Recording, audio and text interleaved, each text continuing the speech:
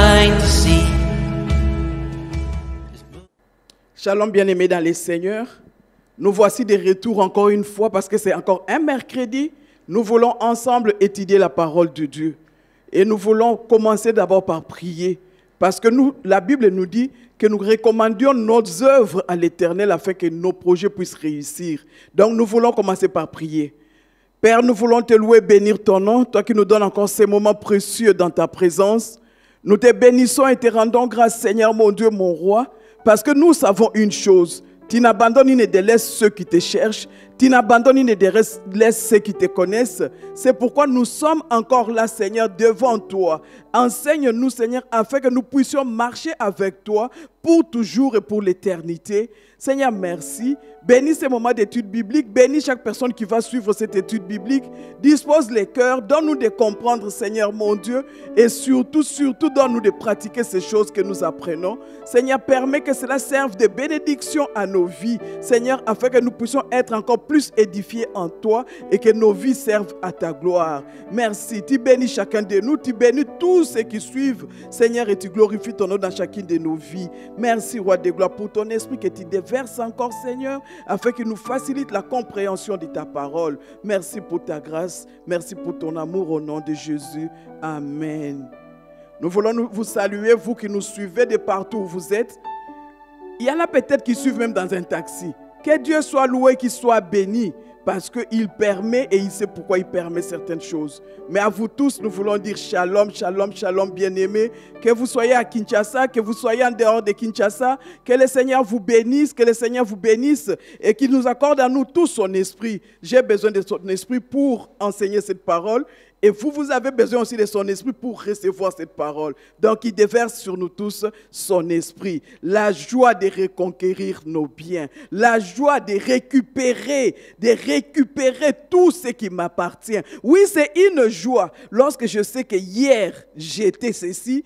Et à un certain moment, j'ai constaté que j'ai perdu quelque chose. Mais maintenant, je récupère. Oh, quelle joie! Il y a une joie, la joie de reconquérir nos biens. La joie de reconquérir nos biens. Frères, sœurs, j'espère que tu n'as pas raté une seule séance depuis que nous avons commencé. Parce que c'est toute une succession. C'est tous les chapitres que nous sommes en train d'étudier. Parce que ces chapitres étaient un enseignement pour nous tous. Ça englobe beaucoup de choses pour nous tous.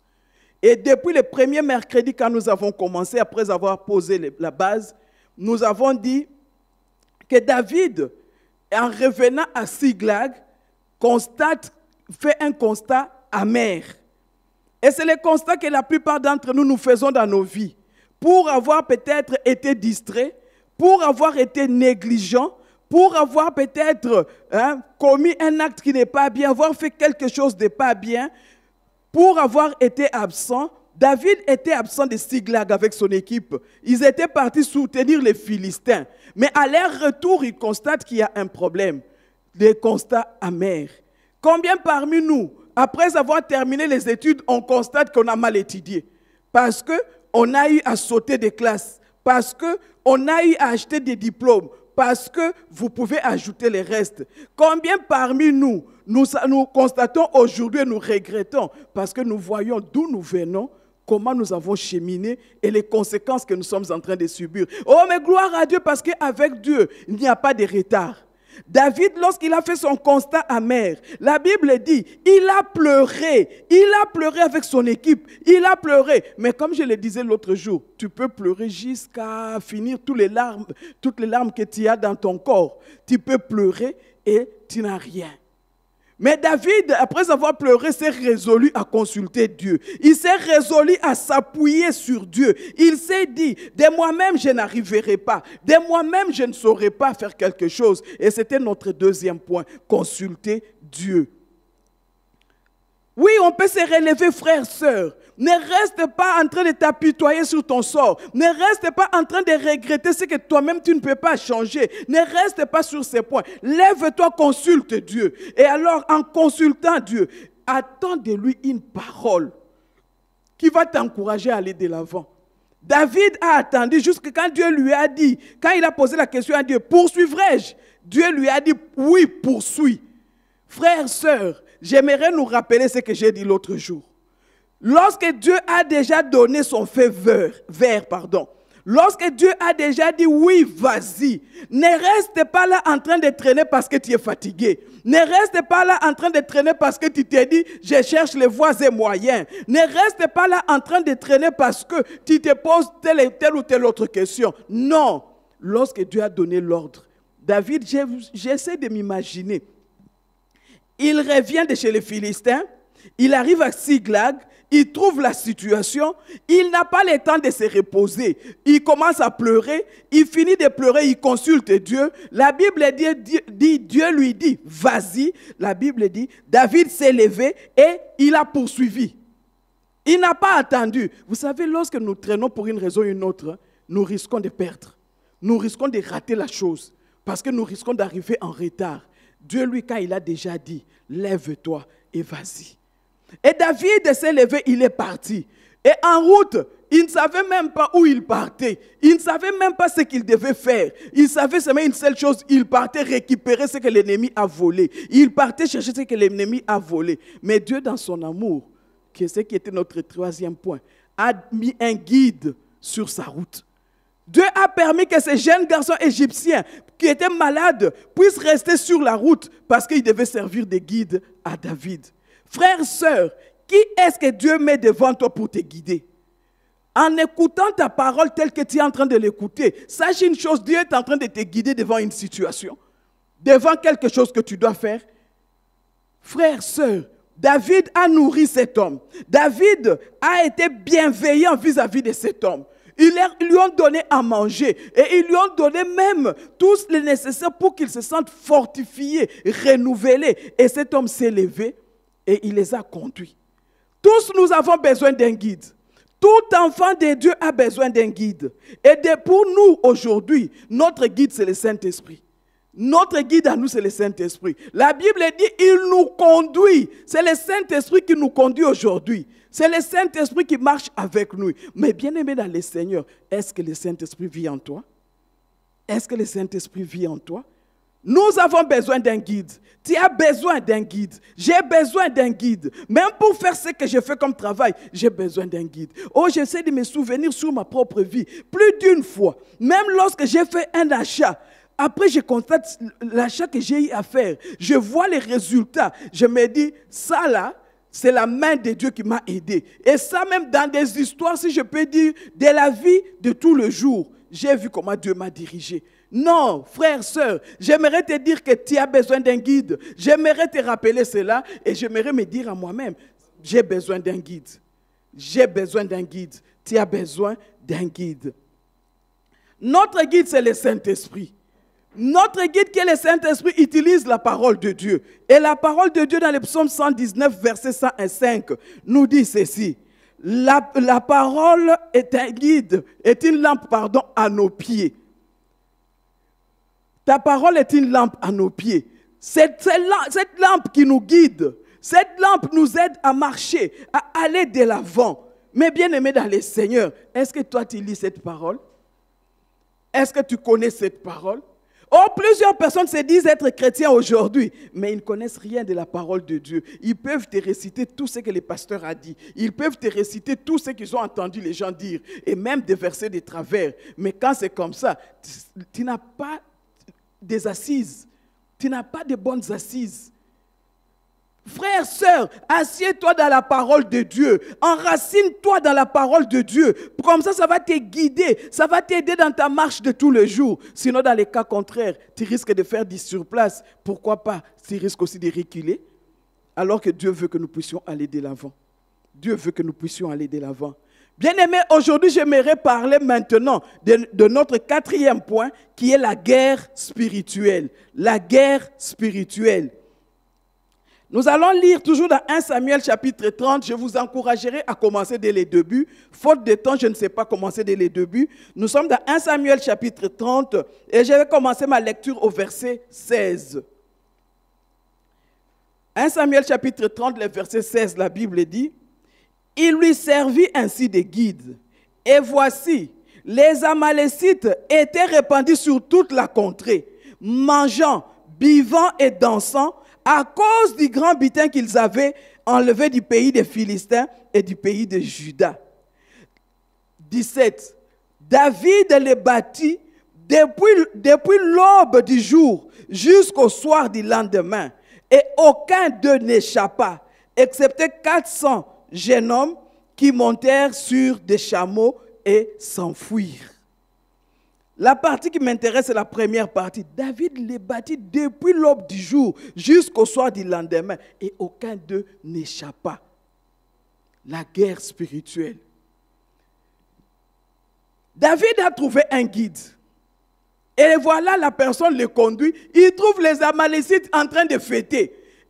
Oh, vous savez, même quand on a volé, les voleurs de foi, ils se réjouissent de tout ce qu'il a eu à prendre à gauche, à droite. Il regarde, il se réjouit, il est tout fier, il est tout content. Mais il ne se rend pas compte qu'on peut le poursuivre pour récupérer. Il ne se rend pas compte. Et souvent, quand c'est comme ça même, on oublie même que quelqu'un peut nous surprendre.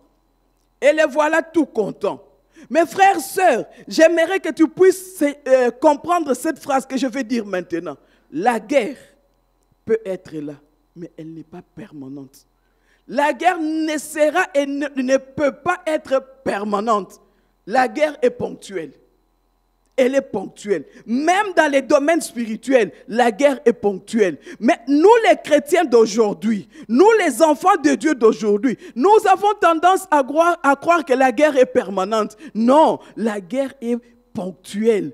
C'est comme dans la vie courante. On n'a pas de guerre tous les jours.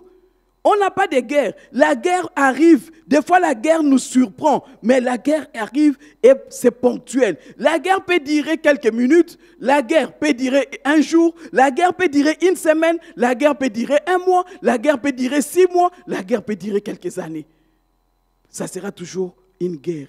Dans les domaines spirituels, c'est la même chose. Mais ce qui est bon, ce qui est intéressant, ce qui me fait à moi de la joie, c'est que dans les domaines spirituels, nous sommes plus que vainqueurs à cause de Jésus-Christ. Il a déjà payé le prix pour nous. Il a déjà accompli sa part. Et j'aimerais qu'alors que je suis en train de parler de ces choses, que tu comprennes que Jésus a déjà accompli sa part. Puisque lui a déjà accompli sa part, si toi tu es enfant de Dieu, c'est-à-dire tu es déjà en train de combattre, mais dans la victoire. Qui va t'échapper? La joie de reconquérir ce que j'ai perdu. Oui, la guerre est là. Oui, c'est peut-être dur. Oui, je suis tout à fait d'accord. Mais moi, je combats dans la victoire.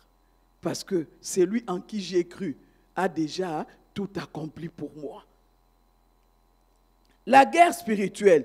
J'aimerais parler de 5 choses que pour moi je trouve importantes et que chaque chrétien doit connaître.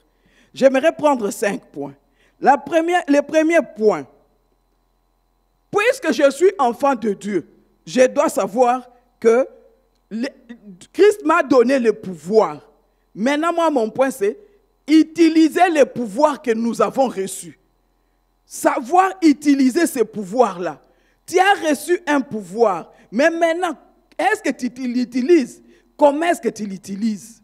Tu as reçu un pouvoir. Peut-être que tu vas te dire, non, elle est en train de dire des choses. J'aimerais que tu ouvres ta Bible avec moi. On va lire beaucoup de versets, parce que c'est l'étude biblique. Ouvre ta Bible avec moi. On commence dans Matthieu chapitre 10, le verset 1. La Bible dit, « Puis ayant appelé les 12 disciples, il leur donna le pouvoir de chasser les esprits impurs et de guérir toute maladie et toute infirmité. » Oui, il les a choisis, il les a appelés. Toi et moi, nous sommes les appelés de Dieu. J'espère que tu es conscient de ça. Toi et moi, aujourd'hui, nous sommes des disciples de Christ. J'espère que tu es conscient de ça. Et si tu es conscient de ça, sache qu'il nous a appelés, et non seulement qu'il nous a appelés, mais il nous a donné le pouvoir. Le pouvoir de faire quoi? Matthieu, lui, nous dit, le pouvoir de chasser les esprits impurs, le pouvoir de guérir toute maladie. Oh, ça, j'aime. On ne dit pas seulement les maux de tête, les maux de ventre ou quoi. Non, on dit le pouvoir sur toute maladie. Christ en mourant sur la croix, vous pouvez lire ça dans Ésaïe 53, 5 déjà, il en parle, et dans les livres de Pierre aussi, on en parle. Mais déjà dans Ésaïe, on nous dit que dans ces meurtrissures, nous avons la guérison.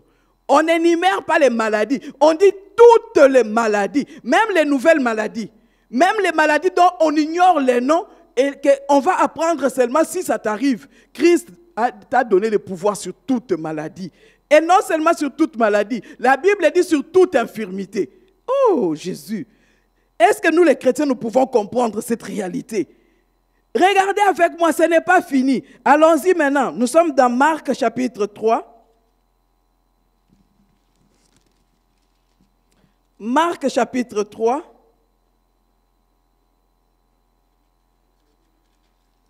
Le verset 15.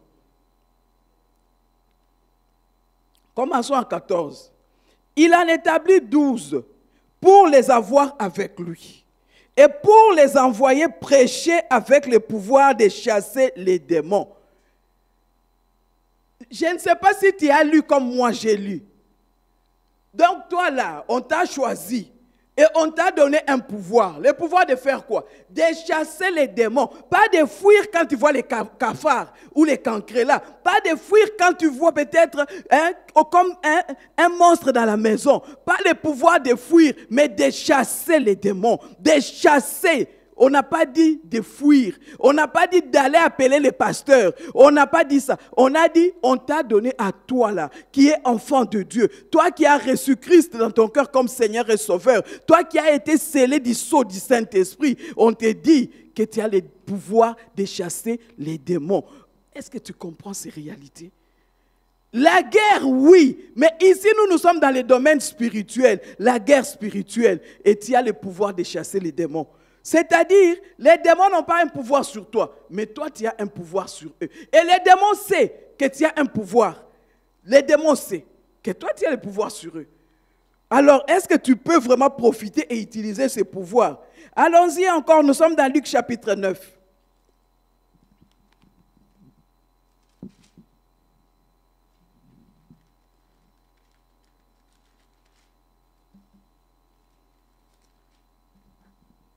Luc chapitre 9 et le verset 1. Jésus ayant assemblé les 12, leur donna force et pouvoir sur tous les démons, avec la puissance de guérir les maladies. Il les envoya prêcher le royaume de Dieu et guérir les malades. Mais est-ce que tu pratiques ces pouvoirs? C'est ça la grande question. Est-ce que tu pratiques ces pouvoirs? Parce que les pouvoirs là, la Bible ne dit même pas qu'il a donné seulement aux adultes. Non, tout enfant de Dieu, tout disciple de Christ a reçu ces pouvoirs. Mais est-ce que toi tu pratiques?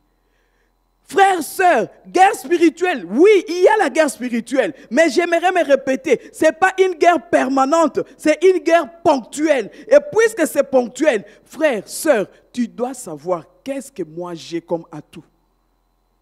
Tu as le pouvoir de faire quoi? De marcher sur ou de chasser les démons. Tu as le pouvoir de guérir les gens de l'infirmité, de guérir des maladies. Tu as ce pouvoir-là. Donc, c'est-à-dire, toi, tel que tu as là, tu as l'autorité. Oh, l'autorité, ça sort de par où? Tu vas essayer de te regarder, tu ne verras rien.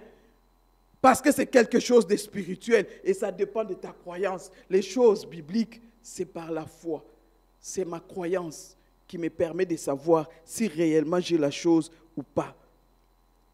Bien-aimé, tu as reçu le pouvoir. Revenons encore dans Marc chapitre 6. Marc chapitre 6, le verset 7. Alors, il appela les 12 et il commença à les envoyer 2 à 2, en leur donnant le pouvoir sur les esprits impurs. Qu'est-ce qui te dérange? Qui a volé tes biens? Les démons de la famille? Les esprits impurs? Qui a volé tes biens? L'ennemi? Qui a volé tes biens? Tu as le pouvoir. Tu as le pouvoir. Est-ce que tu peux utiliser ce pouvoir? Tu as le pouvoir, frère, sœur. Tu as le pouvoir. Et Dieu est là pour t'aider. Parce que Christ, lui, il a déjà tout accompli. Rentrons encore dans Luc chapitre 10. Luc chapitre 10. et le verset 19. Voici, je vous ai donné le pouvoir de marcher sur les serpents et sur les scorpions et sur toute la puissance de l'ennemi. Oh, moi, quand je lis ce genre de choses, ça me révolte. Moi, quand je lis ce genre de choses, j'ai l'impression que vraiment je vais exploser parce que je réalise que tel que je suis là, je suis petite, je suis peut-être mince, je suis tout ce que vous voulez, mais j'ai le pouvoir. Quel pouvoir? Imaginez, je vais me répéter. 1. Je vous ai donné le pouvoir de marcher sur les serpents. Les serpents représentent qui? À toi de dire. Sur les serpents, sur les scorpions. Et ce n'est pas tout. Et sur toute la puissance de l'ennemi. Et au lieu de s'arrêter là, Jésus dit, non, tu ne m'as pas encore bien compris. Attends, je vais ajouter la dernière partie. Parce que j'ai l'impression que tu n'as pas encore compris qui tu es. Tu n'es pas n'importe qui frère. Tu n'es pas n'importe qui sœur. Tu n'as pas compris qui tu es. Attends, Jésus va ajouter la dernière partie. Rien ne pourra vous nuire. Rien ne pourra vous nuire. Même la chose là qui te fait peur. Qu'est-ce qui te fait peur? On dit pandémie. Même nous les chrétiens. Qu'est-ce qu'on va devenir? Qu'est-ce qu'on va devenir? Non. Non. J'ai le pouvoir de marcher même sur la pandémie. J'ai le pouvoir de marcher même sur le scorpion, sur les serpents, sur toute la puissance de l'ennemi, sur cette malédiction-là qui détruit notre famille. J'ai le pouvoir d'arrêter ce qui nous bloque, ce qui nous empêche nous d'avancer. J'ai le pouvoir. Mais est-ce que toi tu as ce pouvoir? Est-ce que je suis la seule à avoir ce pouvoir? Est-ce que le pasteur est le seul à avoir ce pouvoir? Non. Tout disciple de Christ. Tout disciple de Christ. Que ça puisse commencer le matin, que les problèmes commencent, la guerre survienne le matin, que la guerre survienne à midi, que la guerre survienne au moment où je suis à l'église. J'ai le pouvoir. J'ai le pouvoir. Je ne vais pas attendre. J'ai le pouvoir. Mais nous les chrétiens, nous aimons quand on arrive à l'église. Quand on dit, nous allons venir prendre l'autorité. C'est à ce moment-là que nous réalisons que nous avons le pouvoir de marcher sur les serpents, sur les scorpions. Non, tu as le pouvoir en tout temps. La guerre peut te surprendre n'importe où. La guerre peut te surprendre au moment où il n'y a pas de réunion. Tu as le pouvoir. Mais est-ce que tu peux utiliser ce pouvoir? Et nous terminons cette série avec Matthieu 28.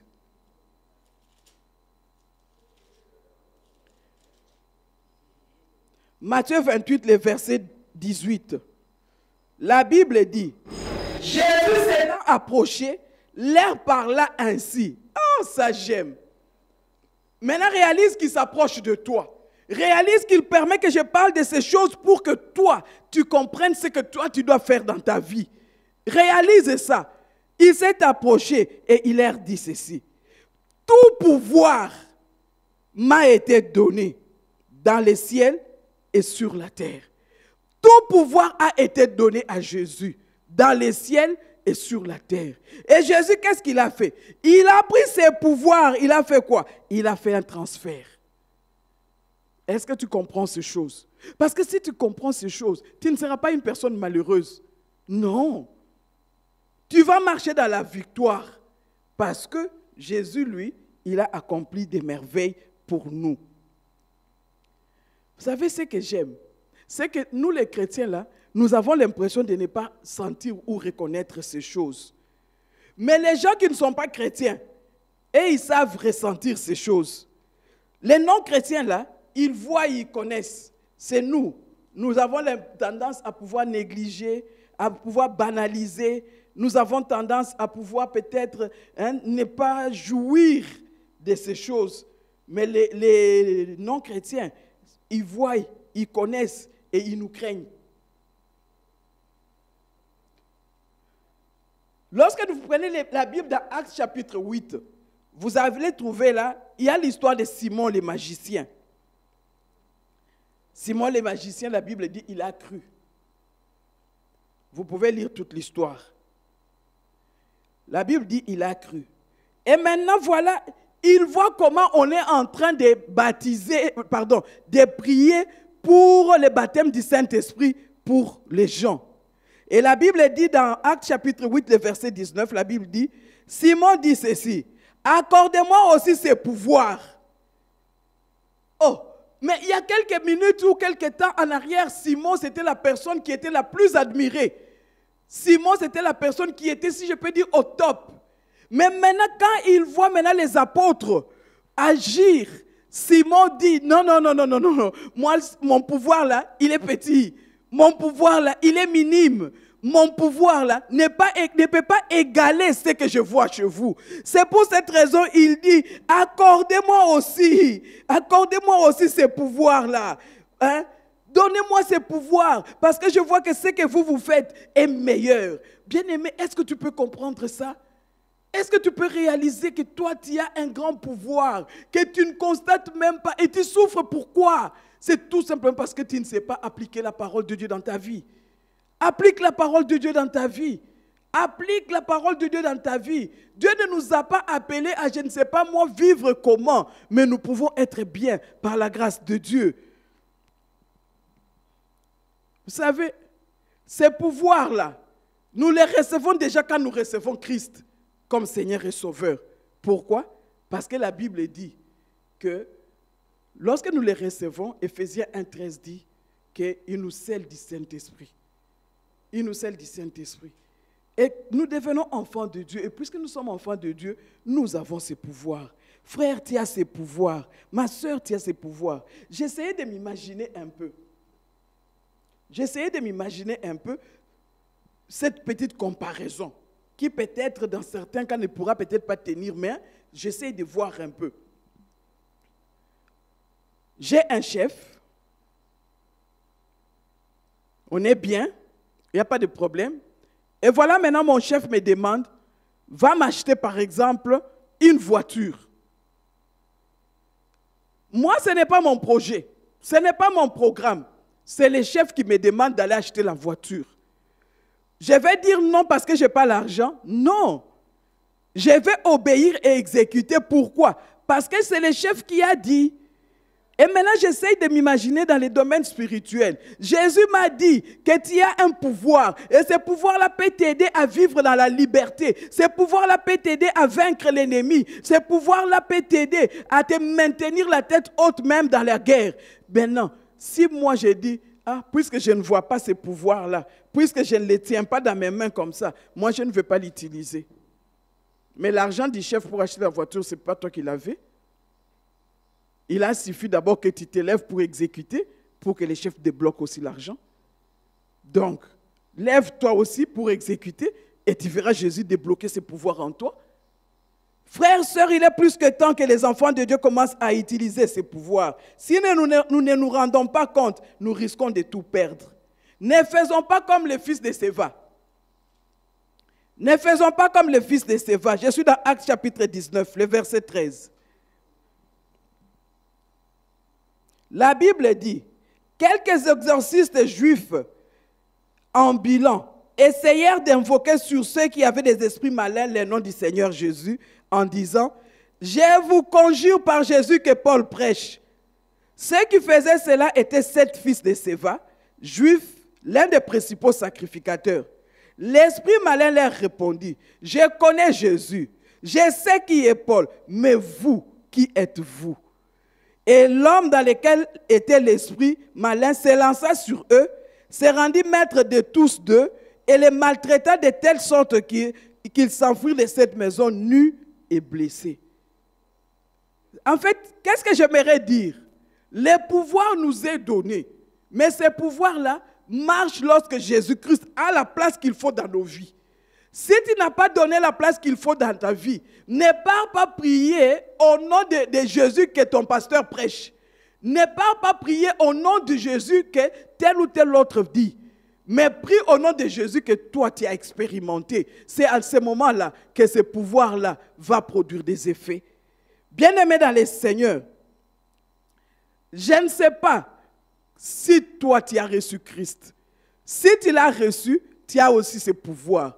Et si tu as le pouvoir, c'est que tu peux aller à l'encontre des démons, des esprits impurs. Tu peux marcher sur l'infirmité, sur la maladie, sur les serpents, sur les scorpions. Et rien ne pourra te nuire.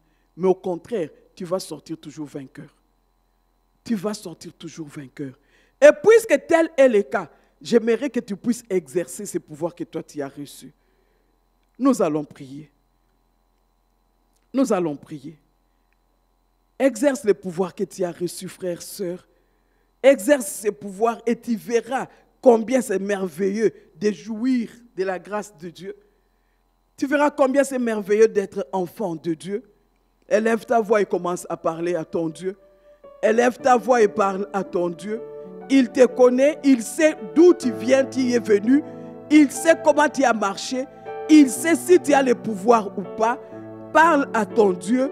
Parle, lui, répands ton cœur devant lui, afin que lui puisse t'aider à pouvoir exécuter ce que lui te demande, parce qu'il t'a donné le pouvoir. Il t'a donné le pouvoir. Qu'est-ce qui se passe dans ta maison? Qu'est-ce qui se passe dans ta vie? Qu'est-ce qui se passe autour de toi? Élève ta voix et parle à ces dieux. Tu es capable même maintenant d'utiliser ce pouvoir en prenant autorité sur toutes ces choses qui te dérangent. Tu es capable. Élève ta voix, c'est toi qui te connais, c'est toi qui connais ta maison. Élève ta voix et prie. Élève ta voix et parle au Seigneur. Il t'a donné le pouvoir de marcher sur les serpents, les scorpions et sur toute la puissance de l'ennemi. Et rien ne pourra te nuire. C'est ta part à toi que tu dois faire. Lui, il a déjà tout accompli. Tu peux lire Colossiens 2.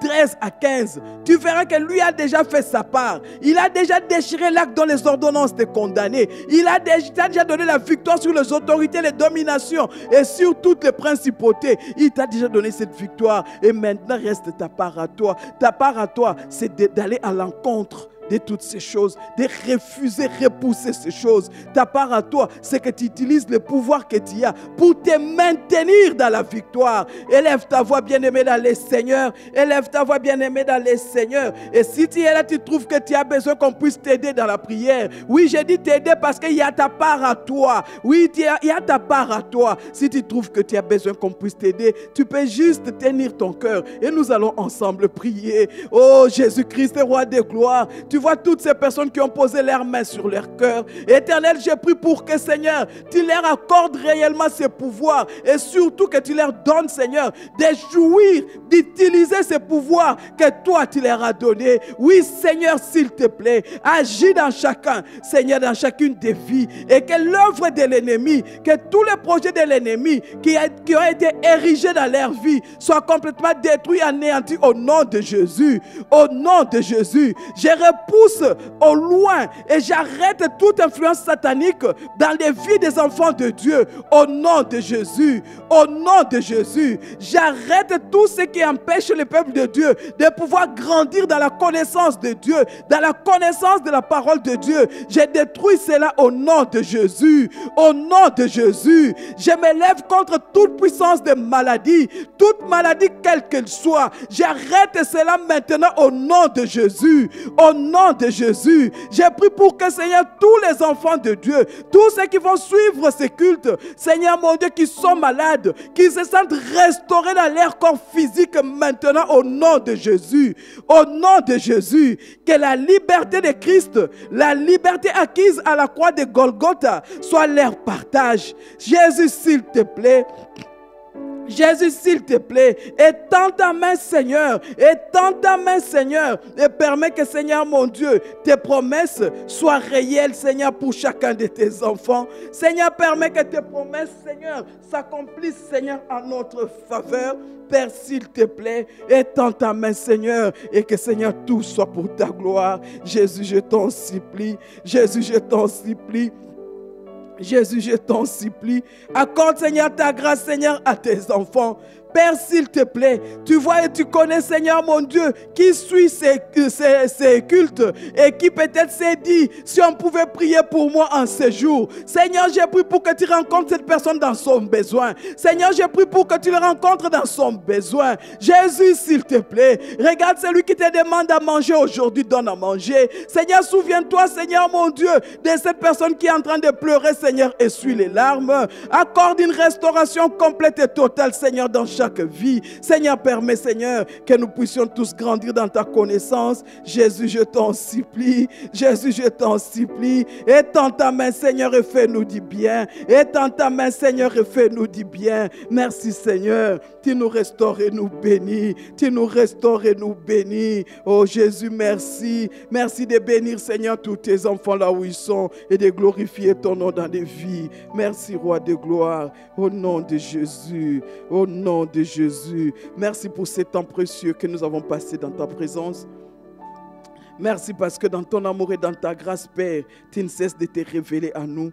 Tu nous bénis, Seigneur, de toutes sortes de bénédictions et tu glorifies ton nom. Au nom de Jésus. Merci, Seigneur. Merci, Seigneur. Merci, Seigneur. Amen. Merci, Seigneur. Nous sommes arrivés pratiquement à la fin de notre réunion. Nous bénissons le Seigneur pour vous tous qui avez suivi et nous voulons vous encourager.